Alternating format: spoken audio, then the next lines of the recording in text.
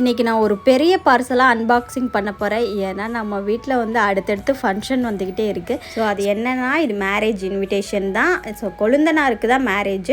So அவங்களோட மேரேஜுமே love with arrange marriage தான். இன்விடேஷனை open பண்ண உடனே நம்ம பேர் எங்கடா இருக்குன்னு சொல்லிட்டு தான் நான் பார்த்துக்கிட்டு இருந்தேன். அதோட 4 கலரில் வந்து இன்விடேஷன் வந்து பிரிண்ட் பண்ணியிருந்தோம்.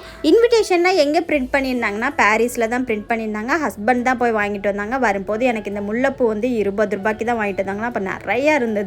அதுக்கப்புறம் வந்து 3 கட்டு கீரை வந்து 50 ரூபான்னு சொல்லிட்டு வாங்கிட்டு வந்தாங்க. அப்புறம் வந்து பழம் வந்து மாதுளம் பழமும் நெல்லிக்காயும் தான் வாங்கிட்டு வந்தாங்க. நைட்டுக்கு வந்து சிம்பிளாக டின்னரை முடிச்சிடலாம்னு சொல்லிட்டு தோசையும் இந்த பச்சை சட்னியும் தான் பண்ணியிருந்தேன். ஸோ எல்லாருமே பண்ணியிருப்பீங்க. என்னோட ஸ்டைலில் வந்து காஞ்ச மிளகாய் காரத்துக்கு தகுந்தாப்புல போட்டுட்டு, அதுக்கப்புறம் பெரிய வெங்காயம், பூண்டு, தக்காளி எல்லாம் பச்சையாக அரைச்சிட்டு வந்து அப்படியே இதுக்கு நல்லெண்ணெய் ஊற்றி தாளிச்சாதான் சூப்பராக இருக்கும். நீங்களும் ட்ரை பண்ணி பாருங்கள்.